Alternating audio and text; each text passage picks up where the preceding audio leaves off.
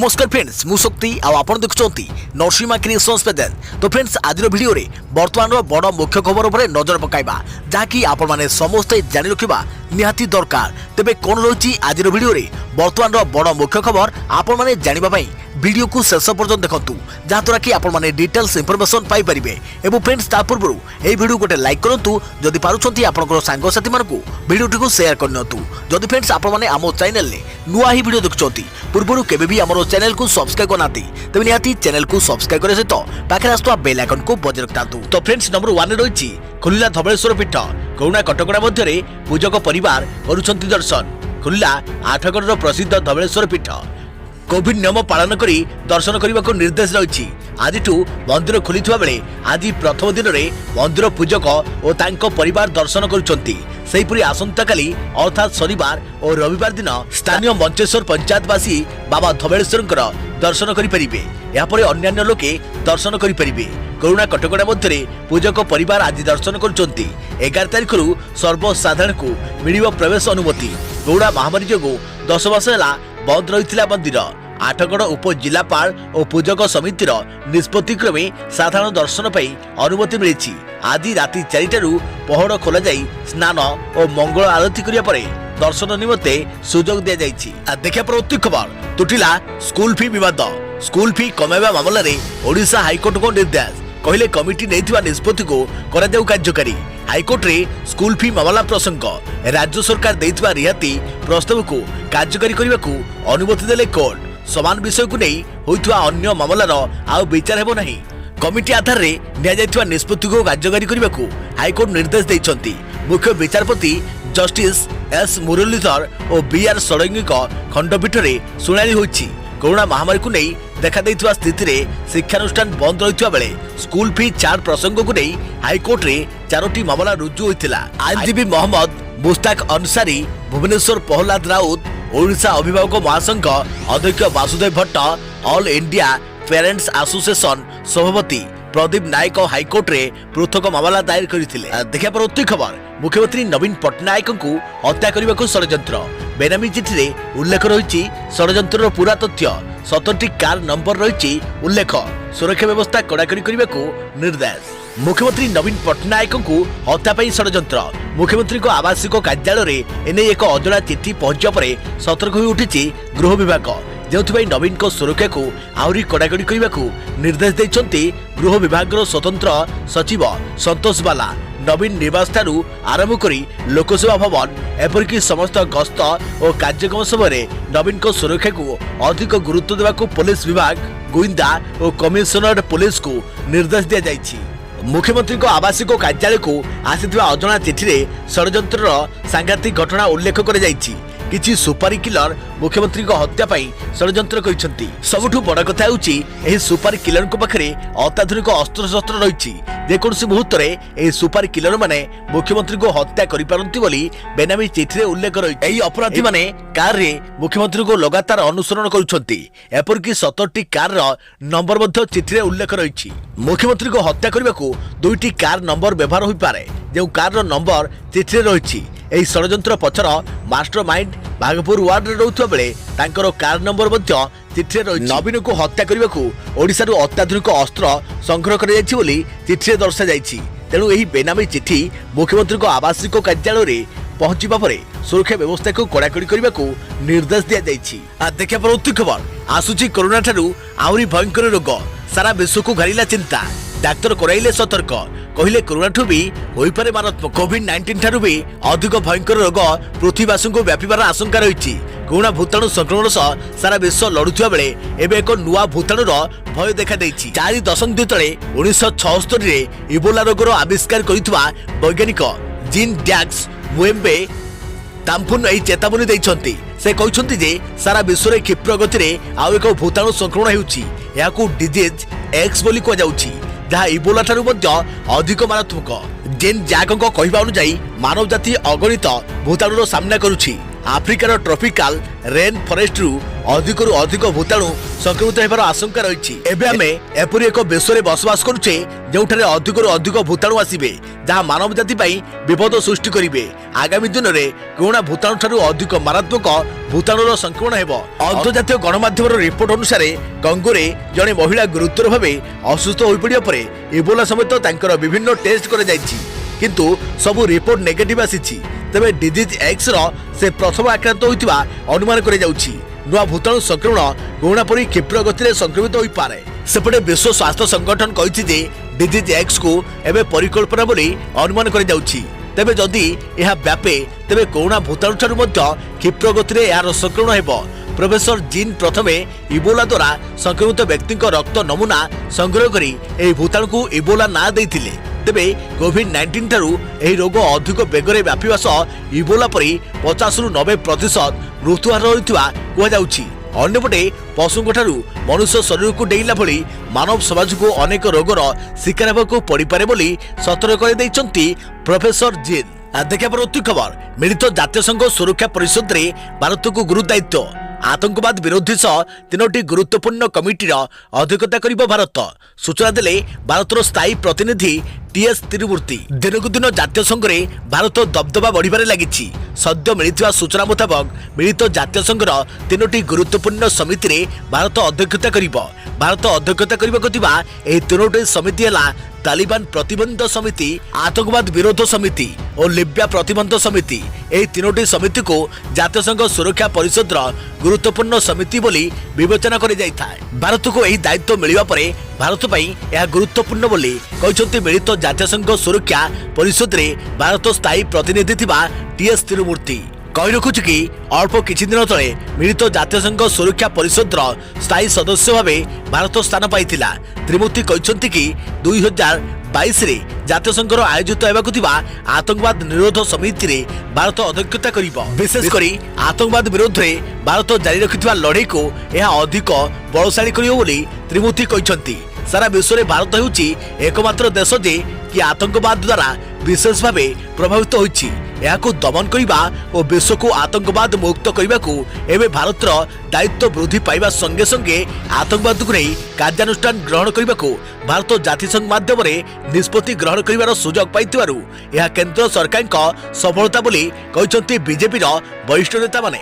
ଦେଖିବା ପରବର୍ତ୍ତୀ ଖବର, କରୋନା ଟିକାକରଣ ପୂର୍ବରୁ ଦେଶର ସବୁ ଜିଲ୍ଲାରେ ମହାଅଭ୍ୟାସ। ଦେଶର 736 ଜିଲ୍ଲାରେ ଡ୍ରାଏ ରନ୍। କରୋନା ଟିକାକରଣ ପୂର୍ବରୁ ମହାଅଭ୍ୟାସ। ଦେଶରେ ଖୁବ୍ ଶୀଘ୍ର ଆରମ୍ଭ ହେବ ଟିକାକରଣ। ତେବେ ତା ପୂର୍ବରୁ ଦେଶର ସବୁ ଜିଲ୍ଲାରେ ଆଜି ପୁଣି ଥରେ ଟିକାକରଣ ବଡ଼ ଡ୍ରାଏ ରନ୍ ହୋଇଛି। ଦେଶର 736 ଜିଲ୍ଲାରେ ଟିକାକରଣ ରିହର୍ସଲ ଚାଲିଛି। ଚେନ୍ନାଇରେ ଡ୍ରାଏ ରନ୍ର ସ୍ଥିତି ପରଖିଛନ୍ତି ସ୍ୱାସ୍ଥ୍ୟମନ୍ତ୍ରୀ ହର୍ଷବର୍ଦ୍ଧନ। ରାଜୀବ ଗାନ୍ଧୀ ସରକାରୀ ଡାକ୍ତରଖାନାରେ ପହଞ୍ଚି ହର୍ଷବର୍ଦ୍ଧନ ଡ୍ରାଏ ରନ୍ର ତଦାରଖ କରିଛନ୍ତି। ଏହା ପୂର୍ବରୁ 29 ଓ 29 ତାରିଖରେ ଦେଶର 4ଟି ରାଜ୍ୟରେ ଡ୍ରାଏ ରନ୍ ହୋଇଥିଲା। ପରେ 2 ଜାନୁଆରୀରେ ସବୁ ରାଜ୍ୟରେ ଅଭ୍ୟାସ ହୋଇଥିଲା। ଗୁଜରାଟ, ପଞ୍ଜାବ, ଆସାମ ଓ ଆନ୍ଧ୍ରପ୍ରଦେଶରେ ହୋଇଥିବା ଅଭ୍ୟାସରେ ବଡ଼ ରେଜଲ୍ଟ ସାମ୍ନାକୁ ଆସିଛି। ଏହାପରେ ସବୁ ରାଜ୍ୟରେ ଡ୍ରାଏ ରନ୍ କରିବାକୁ କେନ୍ଦ୍ର ସରକାର ନିଷ୍ପତ୍ତି ନେଇଥିଲେ। କେନ୍ଦ୍ର ସରକାରଙ୍କଠାରୁ ନିର୍ଦ୍ଦେଶ ଆସିବା ପରେ ରାଜ୍ୟ ସ୍ୱାସ୍ଥ୍ୟ ବିଭାଗ ତତ୍ପରତା ଦେଖାଇଛି।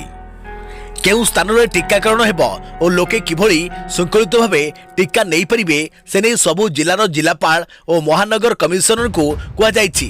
ଆଜି ରାଜ୍ୟର ସବୁ ଜିଲ୍ଲାର ମୁଖ୍ୟ ଡାକ୍ତରଖାନା ଓ ପୌରାଞ୍ଚଳରେ ଏହି କାର୍ଯ୍ୟକ୍ରମ ଦିନ 10ଟାରୁ 12ଟା ଯାଏଁ ଚାଲିବ। ଆସନ୍ତା ସପ୍ତାହରୁ ଦେଶର କରୋନା ଟିକାକରଣ ପାଇଁ ସରକାର ସଂକେତ ଦେଇଛନ୍ତି। ତା ପୂର୍ବରୁ ଏହି ଡ୍ରାଏ ରନ୍କୁ ଗୁରୁତ୍ୱପୂର୍ଣ୍ଣ ମନେ କରାଯାଇଛି। ଦେଖିବା ପରବର୍ତ୍ତୀ ଖବର, ଆରମ୍ଭ ହେଲା କରୋନାର ବଡ଼ ଡ୍ରାଏ ରନ୍। ଜାଣନ୍ତୁ ଡ୍ରାଏ ରନ୍ କ'ଣ, କେମିତି ହୁଏ ଏହି ଡ୍ରାଏ ରନ୍। କରୋନା ଟିକାକରଣ ପୂର୍ବରୁ ମହାଅଭ୍ୟାସ। ଦେଶରେ ଖୁବ୍ ଶୀଘ୍ର ଆରମ୍ଭ ହେବ ଟିକାକରଣ। ତେବେ ତା ପୂର୍ବରୁ ଦେଶର ସବୁ ଜିଲ୍ଲାରେ ଆଜି ପୁଣି ଥରେ ଟିକାକରଣର ବଡ଼ ଡ୍ରାଏ ରନ୍ ହୋଇଛି। ଡ୍ରାଏ ରନ୍ର ପ୍ରକ୍ରିୟା କ'ଣ? ଡ୍ରାଏ ରନ୍ର ଟିକାକରଣ କିଭଳି କରାଯାଏ ତାର ରିହର୍ସଲ କରାଯାଇଥାଏ। ଡ୍ରାଏ ରନ୍ରେ ହସ୍ପିଟାଲ ଯାଇ ଯିବା, ଲୋକଙ୍କୁ ଡାକିବା ଭଳି ଅଭ୍ୟାସ କରାଯାଇଥାଏ। ଡୋଜ୍ ଦିଆଯିବାର ପୁରା ପ୍ରକ୍ରିୟା ପାଳନ କରାଯାଇଥାଏ। ଟିକାର ଷ୍ଟୋରେଜ ବିତରଣ ପ୍ରସ୍ତୁତିର ନିରୀକ୍ଷଣ ହୁଏ। ଜିଲ୍ଲାର ବଡ଼ ହସ୍ପିଟାଲ ଓ ସ୍ଥାନରେ ଡ୍ରାଏ ରନ୍ ହୁଏ। ଆଜି ଦେଶର 736 ଜିଲ୍ଲାରେ ଡ୍ରାଏ ରନ୍। ଆଜିର ଡ୍ରାଏ ରନ୍ ବେଳେ ଉପସ୍ଥିତ ରହିବେ ସ୍ୱାସ୍ଥ୍ୟ ଅଧିକାରୀ। ଦେଖିବା ପରବର୍ତ୍ତୀ ଖବର, ସବୁ ପ୍ରେକ୍ଷାଳୟରୁ ଉଠିବ ପରଦା, ମଞ୍ଚକୁ ଫେରିବେ କଳାକାର, ଜମିବ ଆସର। मंचरू पुणी गुंजरित हेब नूपुरर रुणुझुणु शब्द नाटकर दमदार सलाप शुभिब शास्त्रीय संगीतर सुमधुर स्वर मन मोहिब कलाकार पुणी मंच फेरी पाइबे परदा पछर नायक माने रोजगार पाई मुख्य स्रोत को फेरिबे 9 मास धरी सुनसान प्रेक्षालय पुणी दर्शक और श्रोतांक भिड़े कोलाहलमय हेब कारण खूब शीघ्र खोलिबाकु जाउची सहर समस्त प्रेक्षालय एथिबई ओडिया भाषा साहित्य और संस्कृति विभाग अधीन समस्त प्रेक्षालय गुड़िकर ऑनलाइन बुकिंग आरंभ हो गला विभाग अधीन रवींद्र मंडप उत्कल मंडप और भंजगला मंडप एवं पुणी संध्यारे सांस्कृतिक आसर जमीब साहित्य अलाप हेब आउ सभा समिति आयोजन होई बंधु मिलन होई परिबो सेहिभଳି सिनेमा प्रेमी को खुशी खबर 9 मास धरी सिनेमा हॉल रे ताला झुलिया परे पात्रपड़ा स्थित डीएन रेगालिया मॉल और पहाड़ स्थित सिम्फोनी मॉल रो आइनॉक्स खोलिबो एथिबे आसंता 10 तारिख रे भुवनेश्वर भवानी मॉल और कटक एसबीएल स्क्वायर मॉल रो आइनॉक्स खोलिबो तेबे सिनेमा हॉल खोलिबा नै एसआरसी जारी करथुवा समस्त गाइडलाइन को कड़ाकड़ी पालन करिजो बोली आइनॉक्स कर्तृपक्ष सूचना दैछंती देखा प्रति खबर आदि थारु खोलिला स्कूल कोविड कटकड़ा भितर 10म और द्वादश श्रेणी आरंभ हो पाठपढ़ा आज कोविड गाइडलाइन पालन करी खोली जाइछि स्कूल और कॉलेज एथिबे विद्यालय और कॉलेज गुड़िक जोरसोर रे सैनिटाइज करे जाइछि श्रेणी गृह को सफा सुतरा करा मध्य जाइछि छात्र छात्री बसिबाकु थिबा बेंच डेस्क रे सैनिटाइज करे जाइछि पिला अधिक चलप्रचल हेउथिबा स्थान गुड़िक सैनिटाइज करिया उपरे विशेष गुरुत्व दिया जाइछि सरकारक अनुमति परे दीर्घ 8 मास परे खोली जाइछि विद्यालय और कॉलेज भुवनेश्वर स्थित यूनिटी 9 गर्ल्स हाई स्कूल परिदर्शन करी समस्त व्यवस्था तदारख करिसेंती गणशिक्षा मंत्री कोविड गाइडलाइन पालन करी विद्यालय रे पाठपढ़ा हेबो गोटे श्रेणी रे 20 रु 25 जन छात्र छात्री बसिबे श्रेणी गृह रे पिलांक मध्यरे सामाजिक दूरत्व रक्षा करा जिवो स्कूल प्रवेश पथरे हैंड वाश रहिबो प्रवेश पूर्व छात्र छात्री को थर्मल स्क्रीनिंग करे जाइछि श्रेणी गृह को प्रतिदिन सैनिटाइज करे जिवो स्कूल कांथरे कोविड गाइडलाइन पोस्टर लगा जाइछि सेपटे कॉलेज रे मध्य पिलांक भितरे ग्रुप और सेक्शन करे जाइछि सकाळ 8:15 रु अपराह्न 4टा जाए कॉलेज खोला रहिबो युक्त 2 शेष वर्ष छात्र छात्री को 100 दिन भितरे सिलेबस सारिबाकू अध्यापक आगरे टार्गेट रहिछि देखा प्रति खबर कॉलेज बुली परिदर्शन कले गणशिक्षा मंत्री बीजेपी कॉलेज को आसी अनुधान कले गणशिक्षा मंत्री कॉलेज रे कोविड नियम पालन कले अनुधान तेबे कोविड कटकणा मध्य शुक्रवार ठारू स्कूल खोली सारी केवल 10म और द्वादश श्रेणी छात्र छात्री स्कूल आसी छात्र छात्री मास्क परिधान करने सह स्कूल को प्रवेश समय हाथ सैनिटाइज करने देखा मिली दीर्घ 10 मास व्यवधान पर आज स्कूल घंटी बाजी उभय 10म और द्वादश छात्र छात्री 100 दिन पाठपढ़ा अन्य पक्षे राजधानी केतक घरे स्कूल आज खोली ना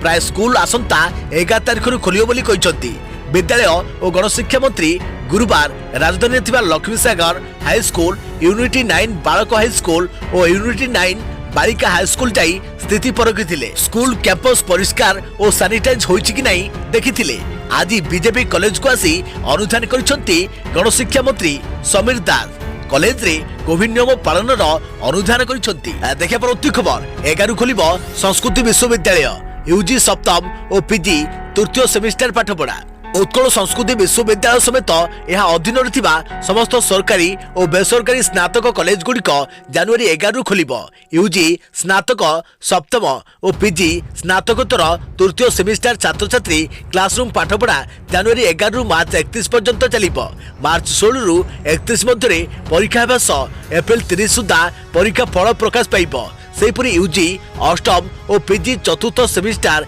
पाठपढ़ा एप्रिल 2 रु आरंभ होई जून 15 तारिख रे चलिबो जून 16 रु 30 तारिख मध्य परीक्षा हेबो एवं जुलाई 15 सुधा परीक्षा फल प्रकाश करियो बोली विश्वविद्यालय पक्षरु प्रकाशित विज्ञप्ति रे कह जायछि क्लासरूम पाठपढ़ा लगी विश्वविद्यालय पक्षरु स्वतंत्र निर्देशावली जारी होईछि ऑनलाइन रे पाठपढ़ा होइथिले मध्य पाठ्यक्रमर समस्त विषय को आउ थरे क्लासरूम रे पढ़ा जिवो जेते दूर संभव क्लासरूम पाठपढ़ार रेकर्डिंग करे जाई ताहाको अनुपस्थित छात्र छात्री को प्रदान करने को परामर्श दिया जायछि यूजी पीजी छात्र छात्री समेत PhD MPhil research scholar hostel खोलिबा को निष्पत्ति होईछि जनवरी 11 विश्वविद्यालय और महाविद्यालय पाठपढ़ा यार गोटे दिन पूर्व अर्थात जनवरी 10 रु कोविड गाइडलाइन अनुसार हॉस्टेल खोलिबा को निर्देशनामा कहुई देखा परवर्ती खबर संभाव्य बर्ड फ्लू संक्रमण नहीं सबु जिला को सतर्क कले सरकार राज्य में बार्ड फ्लू संक्रमण संभावना थिबारु मत्स्य और प्राणी संपद विभाग सतर्क रहबाकू निर्देश जारी करथिबा बेले आज खोर्धा जिल्लारू 120टी कुकुड़ा मरी पड़िथिबा रिपोर्ट मिलिछि। एही कथा सामना को आसिबा परे विभाग पक्षरु स्वतंत्र पर्यवेक्षक दल पठा जाई संपृक्त कुकुड़ा फार्म को बेशोधन कर जाइछि। तेबे जनसाधारण भयभीत न होई कुकुड़ा मांस और अंडा को भल भाव सिझाई खाइबा को अनुरोध कर जाइछि। निज अंचल रे पक्षी मरी पड़िथिबा देखिले तुरंत निकटस्थ प्राणी चिकित्सक किंबा जिला मुख्य प्राणी चिकित्सा अधिकारी को जणाइबा को विभाग अनुरोध करिछि। पक्षी मड़क विषय में सरकार को जणाइबा पई राज्य स्तर रे मध्य नियंत्रण कक्ष खोला जाइछि। देखा परवर्ती खबर निर्माण हेबो मिस्टर इंडिया रिमेक। श्रीदेवी भूमिका किए 3टी भाग में निर्मित हेबो फिल्म मिस्टर इंडिया रो रिमेक वर्सन। किछि एपरी घोषणा करी चर्चा को आसीथिले निर्देशक आबास जाफर। सेबेठू एही फिल्म रे किए ओ केउ भूमिका रे अभिनय करिवे से नै कल्पना जल्पना जारी रहिछि। रिमेक वर्सन रे अनिल कपूरଙ୍କର कौनसी भूमिका नथिबा निर्देशक आबास स्पष्ट करिसंती। फिल्म टी साइंस फिक्शन थीम और मेगा बजेट रे निर्माण हेबो। एवेंजर्स भली हॉलीवुड फिल्म रे थिबा चरित्रंक सह ताल देई एथिरे स्टार कास्ट चयन करे जिवो। फिल्म रो प्रयोजन भार बोनी कपूर संभाळुथबा बेले तांको झियो तथा अभिनेत्री जाह्नवी कपूर अभिनय करिबा नै सुनिबा को मिलिछि। आउ ता पुणी श्रीदेवी भूमिका रे अन्यपटे अर्जुन कपूर को नाम मध्य सामना को आसीछि।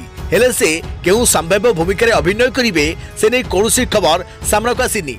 अन्यपटे फिल्म पई स्टार कास्ट चयन होई नथिबा कहिसंती निर्देशक आबास जाफर। हेले जाह्नवी कपूर किंतु श्रीदेवी भूमिका रे अभिनय करिबा नै से एक हल्का संकेत देइथिले। एपरि हेले प्रयोजक बोनी कपूर निश्चित भावे खुशी हेबे बोली निर्देशक जाफर एक मैगजीन को इंटरव्यू रे कहिथिले। देखा परवर्ती खबर राज्यरू शीत उफान 6 दिन पर फेरी पारे। सकाळू आउ कालुआ पवन बहु नाही। रात्रि फैन न देले गरम लागुछि। किछि दिन तले हाड़भंगा जाड़े पूरा राज्यवासी थरुथिबा बेले गत काली ठारू शीत पूरापूरी उभान हो जाइछि। राज्यर अधिकांश स्थान में सर्वनिम्न राति तापमात्रा स्वाभाविक ठारू प्राय 3 ରୁ 4 डिग्री पर्यंत अधिक रही। आसंता 5 ରୁ 6 दिन पर्यंत एमती स्थिति लगी रहिबो। विशेष ठंडा अनुभूत हेबो नहीं। तेबे 6 दिन पर पुणी पारद तलमुआ हेबो और शीत बढ़िबो बोली आंचलिक पाणीपाग विज्ञान केन्द्ररू आकलन कर जाइछि। केन्द्रर सूचना मुताबक साधारणतः एही समय राज्यर सर्वनिम्न तापमात्रा स्वाभाविक ठारू 3 ରୁ 4 डिग्री पर्यंत कम रही थाए। किंतु चलित वर्ष एथिरे व्यतिक्रम देखा देइछि। तापमात्रा पाखापाखि 8 डिग्री अंतर देखा मिली। अर्थात शीत दिन विचार को नेले एबे तापमात्रा प्राय 8 डिग्री पर्यंत अधिक रही। तेबे 6 दिन पर एही पवन बंद होगा सह पुणी शीत आरंभ हो पारे बोली से कहिसंती। देखा परवर्ती खबर सरकार नुआ नियम ब्राह्मण झील को विवाह कले मिलिबो 3 लाख टंका। ब्राह्मण झील को ब्राह्मण पुओ विवाह कले मिलिबो 3 लाख टंका। कर्णाटक सरकार अधीन में काम करुवा ब्राह्मण विकास बोर्ड एवं अरुंधती और मैत्री नाम 2टी नुआ योजना संपर्क में घोषणा करिछि।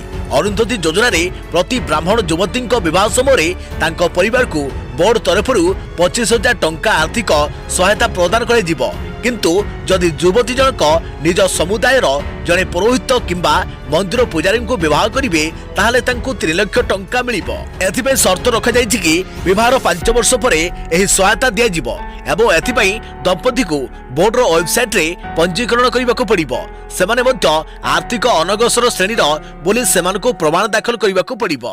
बोर्ड कहिछि कि अनेक मंदिर पूजारी और पुरोहित अति दयनीय अवस्था रे जीवन यापन करुथारु सेमान को सहायता करिया पई एपरि योजना कर जाइछि। एही अर्थ को व्यवहार करी सेमाने छोट मोट व्यवसाय आरंभ करि परिबे। किंतु विरोधी दलगुड़िक यार समालोचना करिसंती। ब्राह्मण परिवार झील मैंने जेपरी उच्च शिक्षा हासिल करें एवं निजे किसी व्यवसाय करी स्वावलंबी हो पारे से राज्य सरकार कहीं सहायता देउना बोली से प्रश्न करिसंती।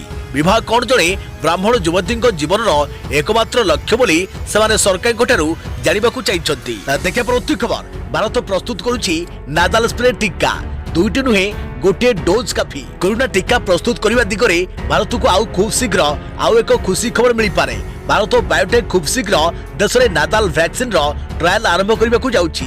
एही टीकाकरण प्रथम एवं द्वितीय पर्याय नागपुर में परीक्षा कर नाक माध्यम नादाल वैक्सीन को दि जाए। किंतु भारत में पूर्व अनुमोदित 2टी टीका कोविशील्ड और कोवाक्सिन हाथ में इंजेक्शन द्वारा दि जाए। भारत बायोटेक डॉक्टर कृष्ण इल्लांक अनुजाई कंपनी वाशिंगटन विश्वविद्यालय सहित मिसी एही काम करुछि। एही नाजाल वैक्सीन रो दुईटी बदल रे केवल गोटे डोज आवश्यक। देखिए परवर्ती खबर चित्ता काटुथिले 744 000 6709 रे फोन करंतु। राज्य में बढ़ी चली साइबर ठकई रोकने कमिशनरेट पुलिस पक्षर खोलागला हेल्प डेस्क जबकि कि साइबर ठकईर शिकार हेले 744 000 6709 रे जणाइबाकू परामर्श दिया जायछि। एमिति कि जदि महिला को कई फोन करी हैरान हरकत करुथिबो तेबे मध्य ए संपर्क रे हेल्प डेस्क को जणाई परिबे। हेले ठकईर 1 घंटा भितरे हेल्प डेस्क रे जणाइबाकू परामर्श दैछंती।